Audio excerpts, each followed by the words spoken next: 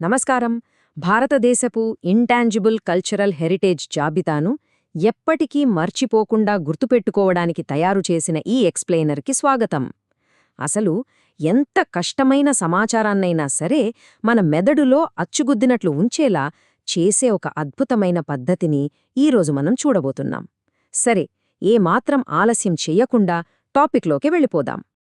ముందుగా ఒక చిన్న విషయం ఆలోచిద్దాం. ఒక పెద్ద లిస్టుని తీసుకుని ఎగ్జామ్ టెన్షన్లో ఉన్నప్పుడు దాన్ని లైన్ బై లైన్ బట్టి పడితే ఖచ్చితంగా ఎందుకు మర్చిపోతామంటారు? సమాచారాన్ని ఒక లాజికల్ ప్యాటర్న్లోగాని లేదా ఒక కథ రూపంలోగాని నేర్చుకోకపోతే ఆ కష్ట సమయంలో మానవ మెదడు పూర్తిగా బ్లాంక్ అయిపోతుంది. అందుకే మనకొక పక్కా స్ట్రాటజీ కావాలి. ఈరోజు మన ఎక్స్ప్లెయినర్ అజెండా ఇదే: పరీక్షల ఒత్తిడిని జయించడం, timeline backbone, story method, short memory code, smart grouping, ఇంకా చివర్లో కొన్ని ప్రత్యేక వాస్తవాలు. ఈ ఆర్డర్లో వెళ్తే ఏ టాపిక్ అయినా సరే ఇట్టే గుర్తుండిపోతుంది. నంబర్ 1, పరీక్షల ఒత్తిడిని జయించడం. సరైన ప్యాటర్న్ను కనుగొనడం. ఈ హెరిటేజ్ లిస్ట్లో ఉన్న 16 ఐటమ్స్ని ఈజీగా డీకోడ్ చేయడానికి మనం 4 పిల్లర్స్ వాడబోతున్నాం. అవేంటంటే timeline backbone, story method, ultra short memory code, ఇంకా స్మార్ట్ గ్రూపింగ్. ఇవి వాడితే మన బ్రెయిన్ ఈ డేటాని చాలా సులభంగా ప్రాసెస్ చేస్తుంది. సెక్షన్ 2, టైమ్లైన్ బ్యాక్బోన్, పునాదిని నిర్మించడం. ఈ 3, 1, 3 ఈ నంబర్ సీక్వెన్స్ భలే ఉంది కదూ! ఇది మామూలు నంబర్ కాదు సుమా. ఆ 16 ఐటమ్స్ని గుడ్డిగా చదివే బదులు అవి వచ్చిన సంవత్సరాల ఆధారంగా ఇలా గ్రూప్ చేస్తే మన బ్రెయిన్ మీద లోడ్ ఎంత త్వరగా తగ్గుతుందో మీరే చూస్తారు. అసలు ఈ టైమ్లైన్ ఎలా సాగుతుందో ఒక్కసారి చూద్దాం. 2008 అనేది మన ఫౌండేషన్. ఇందులో 3 అంశాలున్నాయి. అలాగే 2010లో నృత్యాలకు ప్రాధాన్యత ఉన్న మరో 3 అంశాలు వచ్చాయి. ఆ తర్వాత మధ్యలో ఉన్న సంవత్సరాల్లో ఒక్కొక్క ఎంట్రీ మాత్రమే ఆడైంది. ఇక చివరగా 2021 నుండి 2025 వరకు ఆధునిక పండుగలు చేర్చబడ్డాయి. ఈ పాటను పట్టుకుంటే సగం పనైపోయినట్లే. మూడవది స్టోరీ మెథడ్, మన వారసత్వాన్ని దృశ్యమానం చేయడం. ఇప్పుడొక్కసారి కళ్ళు మూసుకుని మనసులో ఊహించుకుందాం. 2008వ సంవత్సరంలో ఒక ముని తన ప్రయాణాన్ని మొదలుబెట్టారు. ఆయన ప్రశాంతంగా కూర్చుని వేద పఠనం చేస్తున్నారు. ఆ తర్వాత సాంప్రదాయబద్ధమైన కుటియాటం కళను ఆస్వాదిస్తున్నారు. ఇక ఆ రాత్రి రామ్లీలాను చూస్తున్నారు. చూడండి, ఆ 2008 నాటి 3 అంశాలు మన కళ్ల ముందు ఎంత స్పష్టంగా కదలాడుతున్నాయో. అక్కడి నుండి ఆ ముని ప్రయాణం హిమాలయాల వైపు సాగింది. అక్కడ ఆయన రమ్మన్ చూశారు. ఆ తర్వాత 2010 సంవత్సరంలో ఒక జంగిల్ ఫెస్టివల్కి వెళ్లారు.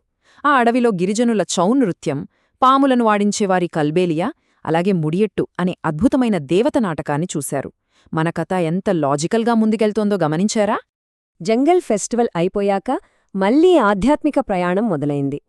లడఖ్లో బౌద్ధ సన్యాసుల బౌద్ధ పఠనం విన్నారు. ఆపై సంకీర్తనతో కృష్ణభక్తిలో మునిగిపోయారు. అక్కడి నుండి పల్లెల వైపు వెళ్లి థథేరాస్ అంటే ఇత్తడి రాగిపాత్రలు తయారు చేసేవారి అద్భుతమైన హస్తకళను వీక్షించారు. ఇక ఫైనల్గా ఆ ముని ప్రయాణం మన గ్లోబల్ ఇండియాకి చేరుకుంది.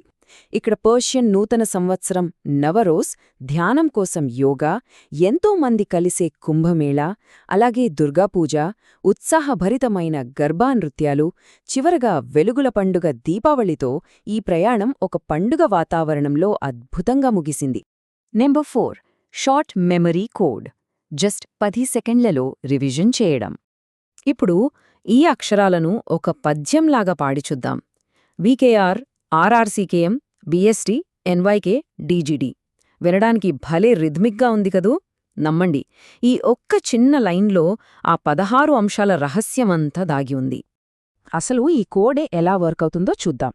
వికేఆర్ అంటే వేదిక్, కుటియాట్టం, రామ్లీలా. ఆర్ అంటే రమన్. సీకేఎం అంటే చౌ, కల్బేలియా, ముడియట్టు. బీఎస్టీ అంటే బౌద్ధ, సంకీర్తన, తథేరాస్. ఎన్వైకే అంటే నవరోజ్, యోగా, కుంభ్. ఇక డీజీడీ అంటే దుర్గా, గర్భ, దీపావళి. ఇందాక మనం చెప్పుకున్న కథ మొత్తం ఈ కోడ్తో కాలానుక్రమంగా ఎలాంటి కన్ఫ్యూజన్ లేకుండా ఎలా సెట్ అయిపోయిందో చూసారా? 5వది, కేటగిరీల వారీగా స్మార్ట్ గ్రూపింగ్, మల్టిపుల్ చాయిస్ ప్రశ్నల్లో పట్టు సాధించడం. ఈ పట్టిక ఒకసారి జాగ్రత్తగా గమనిద్దాం. ప్రదర్శన కళలు ఒకవైపు, పండుగలు ఒకవైపు, ఇంకా మౌఖిక పఠనాలు, హస్తకళలు ఇలాంటివన్నీ ఇంకోవైపు. ఎంత నీట్గా అమర్చబడి ఉన్నాయో కదా.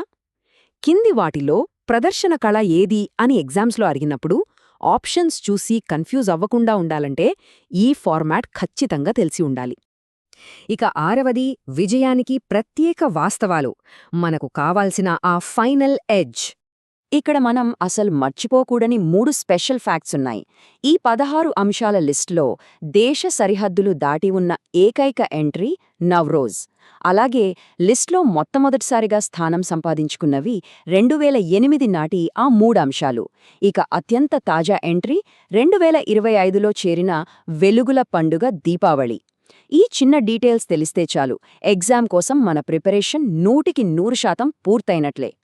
ఈ ప్రయాణం చివర్లో మనందరం ఆలోచించాల్సిన ఒక ఇంట్రెస్టింగ్ క్వెశ్చన్ ఉంది. ఈ టైమ్లైన్, స్టోరీ, కోడ్ మరియు గ్రూపింగ్, ఈ 4 పిల్లర్స్ టెక్నిక్ను వాడి కేవలం ఈ హెరిటేజ్ జాబితానే కాకుండా హిస్టరీ లేదా సైన్స్ లాంటి ఇతర కష్టమైన సబ్జెక్ట్స్ని కూడా ఇంత ఈజీగా చదువుకోవచ్చో కదా. ఇది నిజంగా ఆలోచించాల్సిన విషయమే.